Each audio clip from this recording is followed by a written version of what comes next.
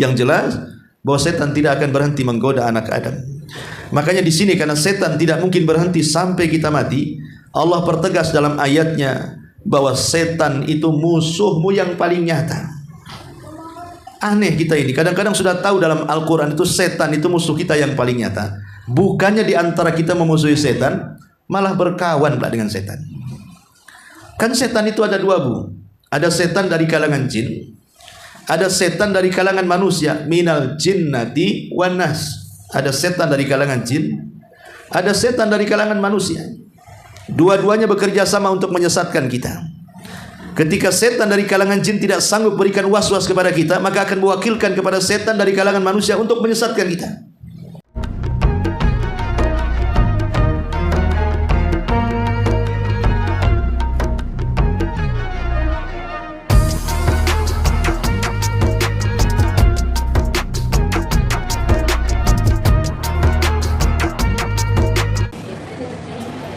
Baik, kita mulai. Bismillahirrahmanirrahim. Assalamualaikum warahmatullahi wabarakatuh. Alhamdulillah wassalatu wassalamu ala Rasulillah wa ala alihi wa sahbihi wa mawalah wa la hawla wa la quwwata illa billahi wa ba'du.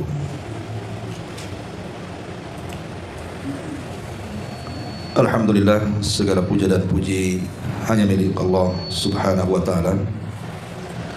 Salawat dan juga salam kita hadiahkan kepada Rasul kita Nabi besar Muhammad sallallahu alaihi wa ala alihi wasallam.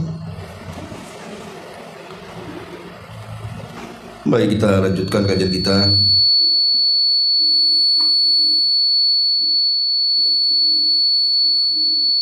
Masih membahas tafsir daripada surah Al-Baqarah.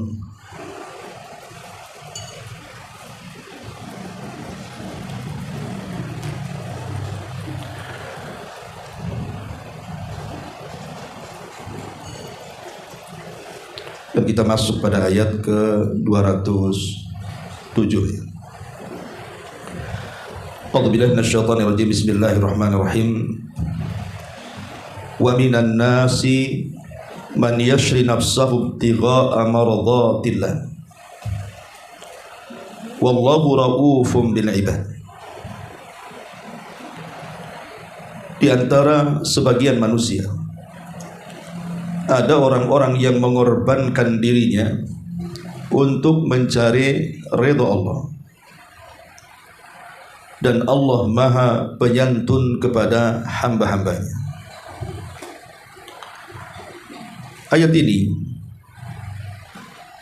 sebagian para ulama mengatakan ketika menjelaskan tentang asbab nuzulnya tertuju kepada seorang sahabat namanya Suhaib ibnu Sinan Ar-Rumi. Jadi ayat ini turun kepada seorang sahabat namanya Suhaib ibnu Sinan Ar-Rumi. Suhaib ibn Sinan Ar-Rumi radhiyallahu anhu ini, dia adalah termasuk as-sabiqun al-awwal, sahabat yang mula-mula masuk ke dalam Islam, bertepatan dengan masuk Islamnya keluarga Ammar ibnu Yasir, keluarga yang awal-awal mati syahid. Bahkan Ammar ibn Yasir radhiyallahu anhu mengatakan, laqitu Suhaib ala babi daril Arqam. Aku berjumpa dengan Suhaib di rumah Daril Arqam. Dan Nabi SAW kebetulan juga ada di situ. Maka Ammar mengatakan, ma turid, apa yang kau kehendaki? Maka Suhaib bertanya balik, wa ma turidu anta, lalu apa yang kau kehendaki juga kemari? Maka kata Ammar ibn Yasir, aradtu dukhula ila Muhammadin sallallahu alaihi wasallam fa asma'u kalama. Aku hanya ingin masuk ke rumah Daril Arqam, menemui Nabi sallallahu alaihi wasallam, kemudian aku mendengar ucapan-ucapannya.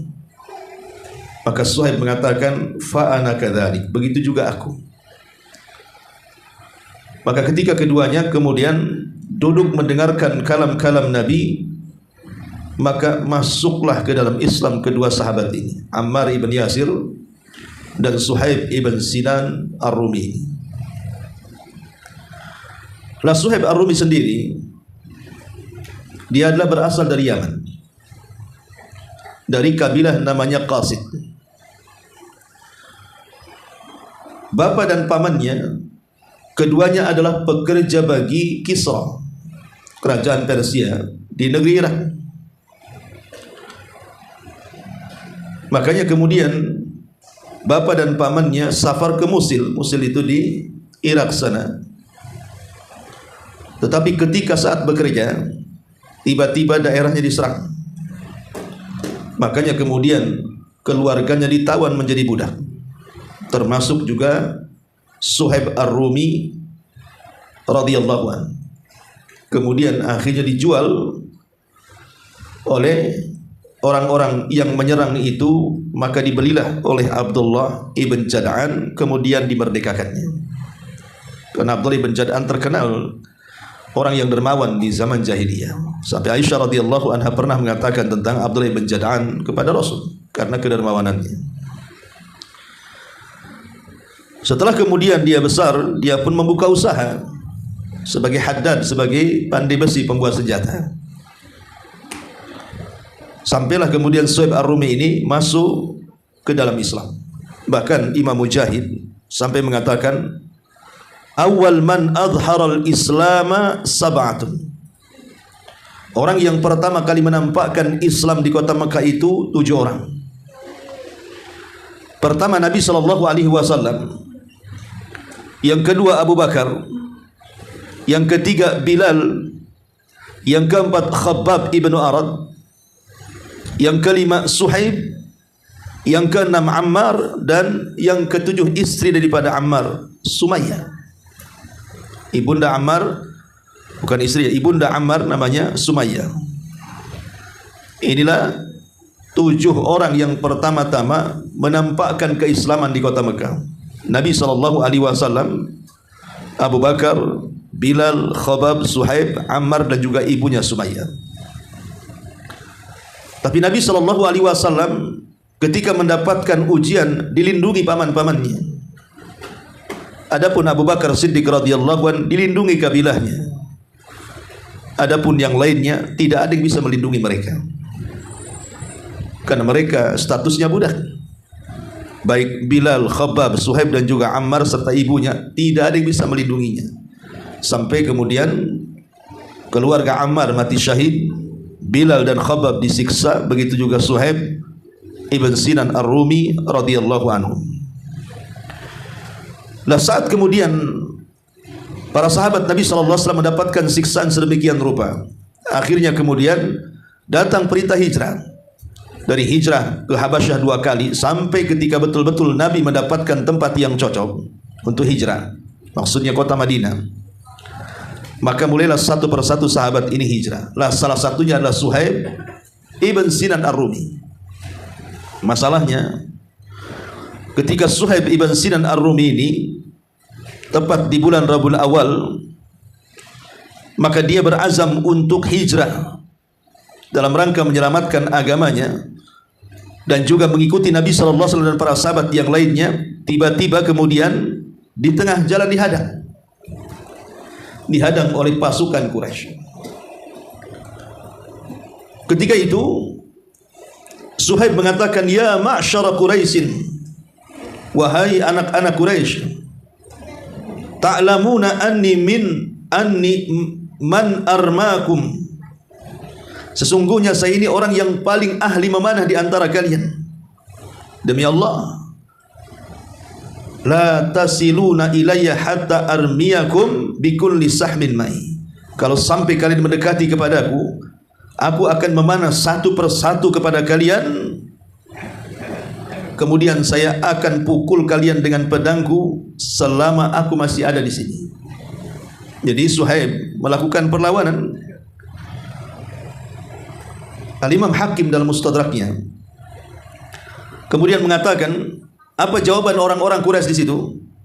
Ataina su'lukan ya Suhaib fakathura maluk. Wahai Suhaib, kau datang ke tempat kami di Mekah. Dulu kau miskin, kemudian kau kaya sekarang.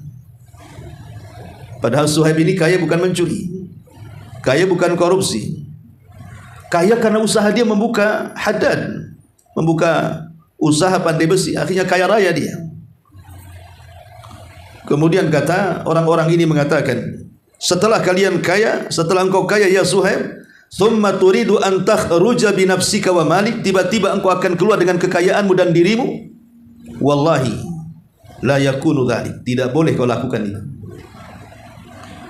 Jadi orang-orang musyrik Arab ini hendak merampas dan merampok kekayaannya. Seolah-olah mereka mengatakan, kau boleh pergi, tapi kekayaanmu serahkan kepada kami. Maka Suhaib mengatakan, ara'aitum in taraktu mali lakum hal tukhilluna sabili. Bagaimana kalau seandainya aku tinggalkan hartaku untuk kalian, maukah kau lepaskan aku? Biarkan aku pergi ke kota Madinah. Subhanallah, ini pengorbanan besar. Berpuluh-puluh tahun Suhaib mengumpulkan harta, mulai dari budak, kemudian merdeka, kemudian mengasas usaha dari kecil sampai akhirnya kaya raya. Tiba-tiba kemudian kekayaannya diserahkan begitu saja kepada orang-orang musyrik ini. Kata Suhaib, bagaimana pendapat kalian jika kekayaanku kuberikan kepada kalian, tapi kalian jangan halang-halangi jalanku? Maka orang-orang musyrik mengatakan, na'am, sepakat, tetapi tunjukkan di mana kekayaanmu disembunyikan. Maka Suhaib pun kemudian menunjukkan, kekayaanku kusimpan di sini, di sini, di sini, di sini. Semua tidak disembunyikan. Akhirnya setelah kemudian terjadi kesepakatan, Suhaib tidak akan mengambil hartanya sepeser pun dan menyerahkan kepada Habar Suhaib Ar-Rumi yang menyerahkan seluruh kekayaannya untuk kebebasan dia supaya bisa berhijrah dari Mekah ke Madinah sampai kepada Nabi SAW. Maka Nabi SAW menyambut Suhaib, kemudian mengatakan, Rabihal bai'u Aba Yahya, Rabihal bai'u Aba Yahya, sungguh beruntung perniagaan wahai Aba Yahya. Abu Yahya adalah kunyah daripada Suhaib. Sungguh beruntung perniagaanmu wahai Aba Yahya. Kemudian dari sinilah turun ayat Al-Baqarah 207. Wa minan nasi man yashri nafsahu ibtigha'a mardatillah wallahu raufum bil ibad. Dan ada dari sebagian manusia itu, ada yang mengorbankan dirinya, mengorbankan hartanya untuk mencari keridhaan Allah Subhanahu wa taala, dan Allah Maha baik terhadap hamba-hambanya. Ma'asyiral muslimat yang dimuliakan Allah Azza wa Jalla. Maka ketika Nabi SAW mengatakan arabihal bai'u Abi Yahya, serentak seluruh para sahabat bergema di kota Madinah. Mereka pun ikut mengatakan arabihal bai'u Aba Yahya.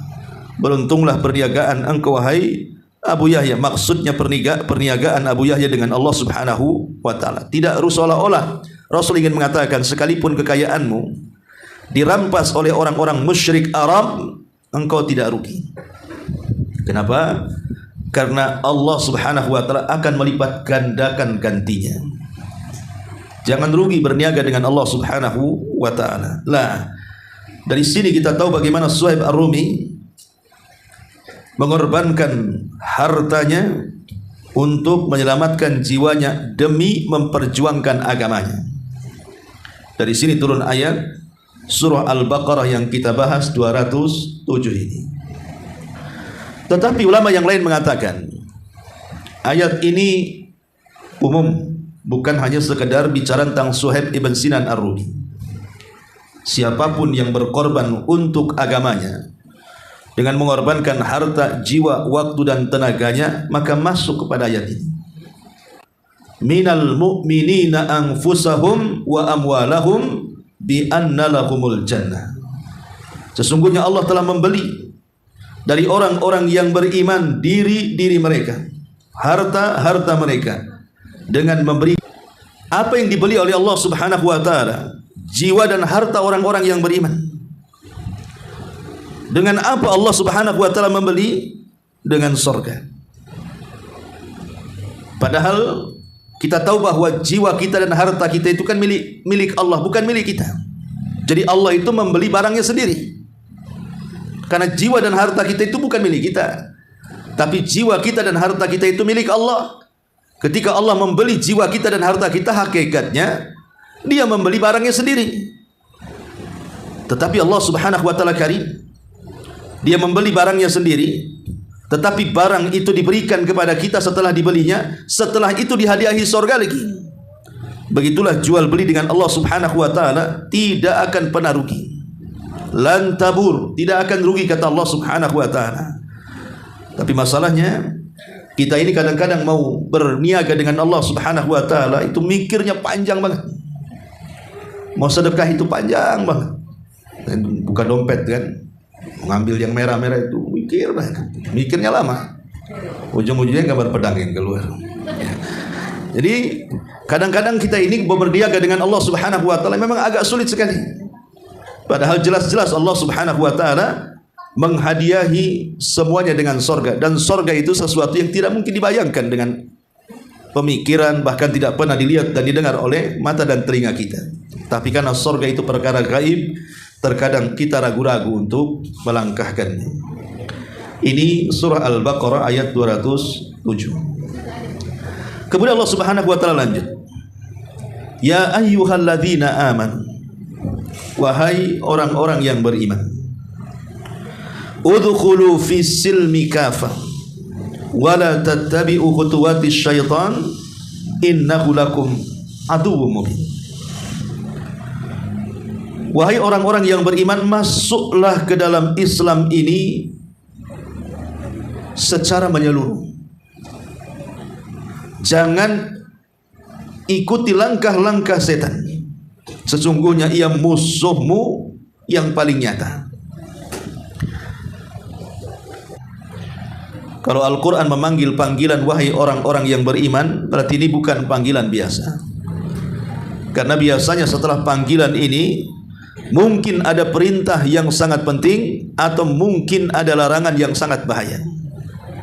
Makanya kalau ibu baca dalam Al-Quran kok ada panggilan ya ayyuhalladzina amanu, kata Abdullah ibn Mas'ud, fa'ar'i sam'ak, perhatikan telingamu, dengarkan dengan seksama kira-kira apa perintah yang Allah akan perintahkan, apa larangan yang Allah akan larang kepada kita.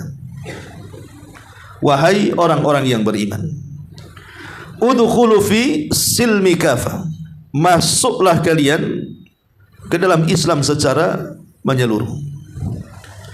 Ada perselisihan ahli tafsir, ayat ini mengkhitab siapa sebenarnya? Yang diajak bicara dengan ayat ini siapa sebenarnya? Ada yang mengatakan bahwa ayat ini bicara kepada orang Yahudi dan Nasrani. Seolah-olah Allah Subhanahu wa taala mengatakan, hei Yahudi, hei Nasrani, sekarang di hadapan kalian sudah ada nabi yang membawa agama yang jauh lebih benar dibandingkan kalian, bahkan menyempurnakan agama kalian, maksudnya agama Islam. Maka masuklah kalian semua ke dalam Islam. Jadi Allah Subhanahu wa taala merintahkan orang Nasrani dan Yahudi untuk masuk ke dalam Islam secara menyeluruh. Karena bagaimanapun Nabi SAW mengatakan, tidaklah seorang Yahudi dan Nasrani mendengar kedatanganku kemudian tidak beriman kepadaku, kecuali dia pasti masuk ke dalam jahanam. Artinya tidak ada lagi alasan bagi Nasrani dan Yahudi yang mendengar kedatangan Rasul kemudian tidak beriman kepada Rasulullah SAW, karena itu bentuk pembangkangan. Tetapi ada juga yang mengatakan khitab ayat ini bukan bicara dengan Yahudi ataupun Nasrani, tapi khitab ayat ini kepada kita, orang-orang yang sudah masuk Islam, orang-orang yang sudah beriman. Karena di sini Allah mengatakan wahai orang-orang yang beriman, artinya kita yang beriman, bukan orang-orang kafir. Masuklah kalian wahai orang-orang yang beriman ke dalam Islam secara menyeluruh, artinya masuk kepada tiga hal. Kalau kita merasa beragama Islam, masuklah kepada tiga hal.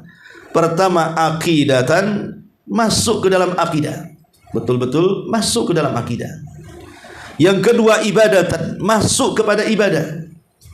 Kemudian yang ketiga, wa akhlaqan, masuk ke dalam akhlak. Jadi masuk ke dalam Islam secara menyeluruh itu baik secara akidah baik secara ibadah, baik secara akhlaknya. Iya, ngajinya tak tinggal, puasanya oke, sedekahnya luar biasa, haji umrohnya bolak-balik Mekah. Ada orang yang secara ibadah luar biasa, tapi akhlaknya pula tak bagus. Suka marah-marah, mudah dendam, hasad, maki, menghina, menggibah, macam-macam. Ya. Maka orang ini belum masuk ke dalam Islam secara menyeluruh. Ada orang-orang itu yang mempedulikan akhlaknya saja. Senyumnya manis, ucapannya luar biasa, santunnya, muamalah dengan tetangganya baik, orang pun suka dengan dia, tapi tak sholat orangnya. Orangnya nggak mau puasa kalau datang Ramadan, sedekah pun tak mau, ibadah dia kurang. Maka akhlak saja tidak cukup kalau seandainya ibadahnya tidak dilakukan. Sebagaimana ibadah saja tidak cukup kalau seandainya akhlaknya tidak dilakukan. Oh, sempurna ustadz ibadahnya, sempurna ustadz akhlaknya, tapi akidahnya sesat. Datang ke kuburan meminta-minta, datang ke dukun meminta-minta, akidahnya tentang Allah Subhanahu wa taala bermasalah, ya. Maka buat apa juga ibadah dan akhlak kalau akidahnya sesat? Khawahnya akidah salah, betul-betul akidah yang lurus. Ibadahnya juga sesuai dengan tuntunan Allah dan Rasulnya, tidak mengada-ada. Apa yang diperintahkan ya kita kerjakan, apa yang ditinggalkan ya kita tinggalkan. Kemudian akhlaknya juga berusaha mencontoh Nabi SAW. Maka kalau kita bisa melakukan 3 perkara ini, memperbaiki setiap harinya akidah, ibadah dan akhlak, itulah yang dimaksud udkhulu fi silmi kafa. Masuk kalian ke dalam Islam secara keseluruhan. Ma'asyiral muslimat yang dimuliakan Allah Subhanahu wa taala. Kemudian Allah tutup ayatnya, wala tattabi'u khutuwati syaitan. Janganlah kalian masuk ke dalam perangkap langkah demi langkah setan. Karena setan itu kalau mendorong manusia bukan sekali dorong kemudian orang terjungkal ke dalam neraka. Tidak, karena tidak semua orang mau ikut setan. Makanya kata Syekh Shalih Fauzan, kalau kebatilan itu disodorkan kepada kita 100%, tidak ada orang yang mau menerima kebatilan. Tetapi saat kebatilan itu digoreng kemudian dicampur adukan dengan kebenaran sehingga samarlah mana hak mana batil, mulailah manusia menerimanya. Kenapa? Begitulah bentuk langkah daripada setan. Dahulu di zaman Bani Israel ada seorang rahib yang terkenal ibadahnya, tidak pernah maksiat kepada Allah Subhanahu wa taala.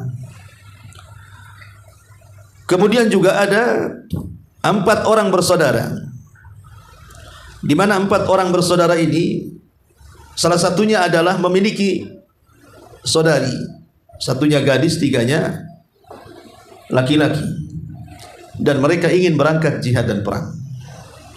Tapi mereka bingung hendak menitipkan anak wanitanya.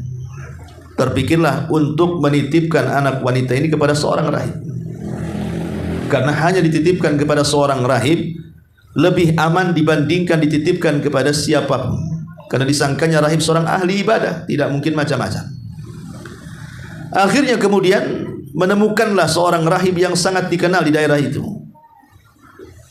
Kemudian datang ke rumahnya dan mengatakan, wahai sang rahib, kami bertiga ingin berjihad, ingin beramal saleh, tapi kami kesulitan dengan anak gadis kami, saudara kami ini. Maka kami hendak menitipkan kepada anda. Tenang sampai kami datang, dan kami akan buatkan rumah di dekat anda. Kami tidak akan merepotkan anda, tenang saja. Awalnya sang rahib tidak mau, tetapi kemudian setan datang membisikin dan mengatakan, kenapa kau tolak? Itu kan kebaikan. Inilah langkah pertama setan masuk ke telinga si rahib, dari telinganya masuk ke hatinya bisikan setan, akhirnya menerimanya atas nama kebaikan. Dia setan ini orang, ya, lempar tuh orang gitu.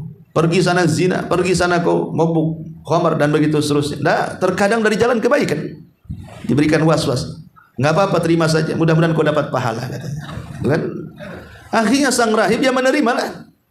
Mudah-mudahan dapat pahala dari menitip orang, apalagi jelas saudara-saudaranya mau jihad di jalan Allah, mau perang.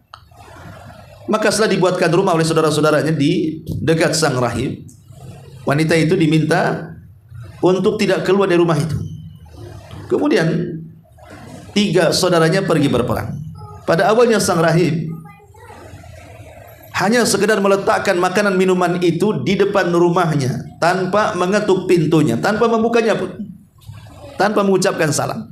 Letak pergi, untuk menjaga hubungan baik, ya, dan tidak terjadi fitnah. Tapi lama kelamaan, hari demi hari, pekan demi pekan, bulan demi bulan, akhirnya setan datang kepada si rahib ini membisikkan dan mengatakan, seolah-olah setan ingin katakan, ya rahib, apakah sopan kau meletakkan makanan minuman begitu saja tanpa mengetuk, tanpa mengucapkan salam? Apakah sopan? Akhirnya kemudian dia pun mulai mengetuk dan mengucapkan salam, kemudian meletakkan. Sampai lama seperti itu. Kemudian sang rahib pun yang awalnya tidak pernah mendengar suara wanita, ketika mengetuk dan mengucapkan salam otomatis ada jawabannya. Tapi belum dihiraukan sama sekali. Sampai datang lagi setan dan mengatakan, ya rahib, apakah engkau tidak kasihan dengan wanita itu? Dia sendirian terkurung dalam rumah itu. Boleh jadi dia bosan. Kenapa kau tidak tanyakan kondisinya? Sakitkah dia? Butuh apa dia? Akhirnya mulailah bukan hanya mengetuk mengucapkan salam, sudah berani bertanya tentang kondisinya, apa keinginannya, dan begitu seterusnya. Maka terjadilah komunikasi secara intens. Aku melihat langsung ke dalam. Boleh jadi mungkin terjadi sesuatu. Kau hanya mendengar suaranya saja. Bisa saja kemudian gadis itu mengelabui kamu. Dia sak. Na'udzubillah, akhirnya sampai ada ketertarikan, berzinahlah sang rahib dengan wanita itu. Begitulah setan ketika menggelincirkan anak Adam itu selangkah demi langkah sampai akhirnya terjadi zina. Ketika terjadi zina ini, hamilah wanita itu. Setelah hamil datang setan dan mengatakan, ya rahib, apakah kau akan merasa aman dengan saudara-saudaranya kalau mereka datang? Seandainya wanita itu mengaku, kemudian saudara-saudaranya tahu, apa engkau akan aman nyawamu? Mulai panik si rahib. Lalu bagaimana caranya? Tunggu sampai bayi itu lahir, kau bunuh, dan jangan beritahu siapa-siapa. Akhirnya betul lahir. Setelah lahir dibunuhlah bayinya sendiri, kemudian dikuburkan di belakang Sauma'ah. Kemudian setelah membunuh ini, maka setan datang lagi. Apakah setelah kau bunuh anaknya, ibunya tidak akan bicara? Akhirnya kemudian sang rahib mengatakan, lalu apa yang harus aku lakukan? Bunuh juga ibunya. Dibantailah ibunya juga. Na'udzubillah. Sadisnya sang rahib, dari seorang ahli ibadah yang baik hati menjadi pembunuh yang sadis luar biasa. Akhirnya meninggal, dua-duanya dibantai oleh sang rahib, dikuburkan di belakang Sauma'ahnya. Sampai hari tahun pun datang, saudaranya datang, ingin mengambil saudarinya. Mulailah panik sang rahib. Akhirnya setan datang lagi. Katakan saja adiknya pergi tanpa pamit, entah dia berada di mana, katakan Allahu alam. Disuruh berdusta. Akhirnya dia berdusta juga dan mengatakan, saya tidak tahu adikmu tiba-tiba mencari dirimu pergi dari sini, entah berantah di mana dia. Aku pun tidak tahu. Maka menyesallah 3 orang saudarinya ini. Kenapa dulu meninggalkannya sehingga sekarang dia hilang begitu saja entah di mana. Kemudian pergilah saudara-saudaranya untuk pulang. Ketika pulang dan tidur 3 saudaranya ini, tiba-tiba setan masuk dalam mimpinya. Semua dibuat sama mimpinya. Memberitahu bahwa saudarinya ini dibunuh oleh sang rahib. Ketika terbangun, akhirnya satu dengan yang lainnya saling bicara. Kok mimpi kita sama? Disitulah mereka curiga. Akhirnya bergerak membawa pedangnya menuju sang rahib. Sebelum sampai di tempat si rahib, setan sudah datang ke tempat si rahib dan mengatakan, hei rahib, saudara-saudaranya sudah tahu bahwa engkau pembunuhnya dan kau tidak bisa keluar dari itu. Ketika panik dan ketakutan, lalu apa yang harus aku lakukan? Kata sang rahib. Kata setan, aku bisa menolong.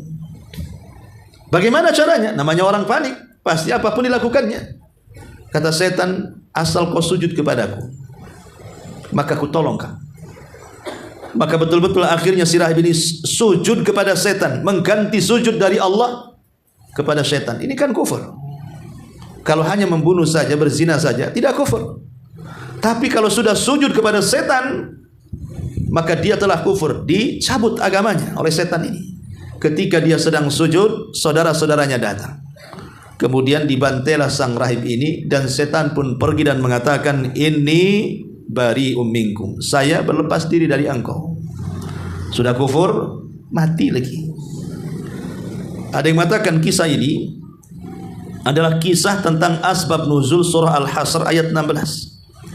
Kamathali syaitan idh qala lil insani kfur falamma kafara qala inni bari'um minka inni akhafullah rabbal alamin. Seperti setan ketika berkata kepada manusia, kufurlah engkau, maka dia pun kufur. Maka setelah dia kufur, setan mengatakan, aku berlepas dari kamu karena aku takut kepada Rabb yang memelihara alam semesta. Al-Hasyr ayat 16. Kemudian kisah sang rahib di saumaahnya ini. Lalu apa kaitan dengan ayat kita ini? Wala tattabi'u khutuwati syaitan. Jangan kalian mengikuti langkah setan. Akhirnya tergelincir juga sang rahib ini. Makanya Rasul mengatakan, semua tumbangnya Bani Israel, ulama-ulama dan ahli ibadahnya itu karena perempuan, karena wanita. Ulama-ulama Bani Israel tumbang karena fitnah wanita. Khutuwati syaitan, langkah-langkah setan, tentu sangat banyak. Langkah-langkah setan ini sangat banyak sekali.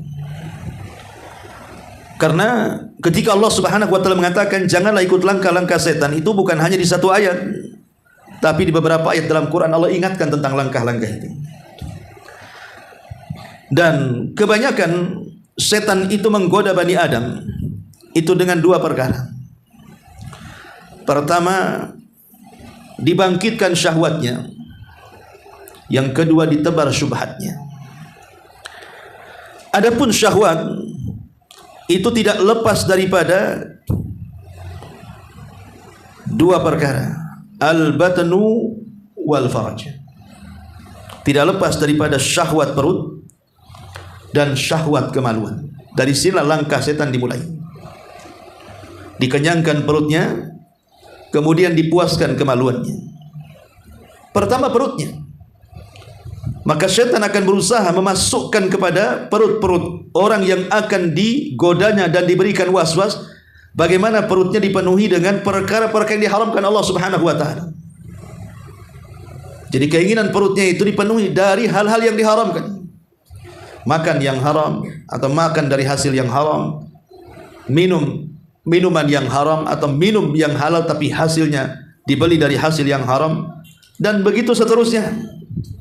Maka setan akan jalur ini. Atau mungkin sudah halal makanannya, sudah halal minumannya, cara dan habis makan dan minum dilupakan membaca alhamdulillah. Terkadang makan dengan tangan kiri, terkadang makannya sudah benar tangan kanan tapi berlebih-lebihan, sampai harusnya sepertiga untuk makan, sepertiga untuk minum, sepertiga untuk bernapas, semuanya dimasukkan untuk makanan, sampai tidak lagi untuk bernafas, berlebihan. Ya, jadi setan itu mengambil dari arah ini, dari arah perut dulu ini. Kemudian baru setelah itu dibawa perut kemaluan, dibayang-bayangi dengan berzina, dengan kelezatan zina dan begitu seterusnya, akhirnya berzina. Nah, ini jalan yang pertama. Yang kedua yang paling bahaya adalah syubhat. Syubhat inilah yang menyesatkan agama. Kalau akhlak, syahwat itu yang menyesatkan akhlak. Jadi akhlak kita disesatkan, ibadah kita disesatkan gara-gara syahwat, sementara akidah kita disesatkan gara-gara syubhat. Dan itu akan dilakukan setan langkah demi langkah.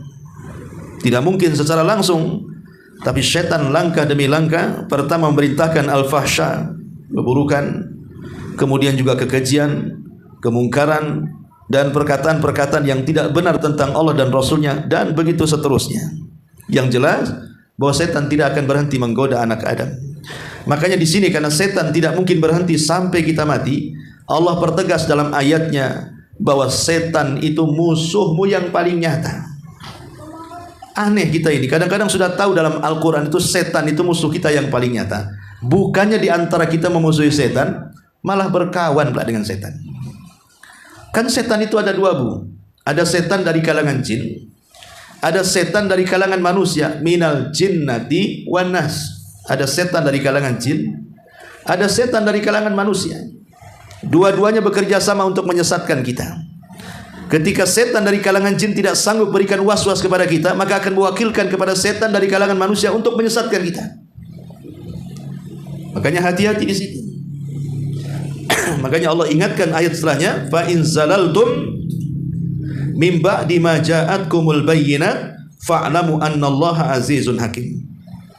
Maka jika kamu menyimpang dari jalan Allah karena mengikuti langkah-langkah setan itu, setelah bukti-bukti kebenaran yang nyata sampai kepadamu, ketahuilah bahwa Allah Maha Perkasa lagi Maha Bijaksana. Hati-hati, soalnya Allah ingin katakan, kalau kalian sampai ikut langkah-langkah setan, Allah itu kuat, bisa mengadab kamu kapan saja, bisa menghukum kamu kapan saja. Karena memang setan itu sudah berjanji di hadapan Allah Subhanahu wa taala, sebagaimana Allah mengatakan, fabima aghwaitani, sebagaimana engkau sudah menyesatkan aku ya Rabb, kata setan, kata iblis, la'aqudanna lahum siratakal mustaqim, aku akan sesatkan tuh mereka anak-anak Adam dari jalanmu yang lurus.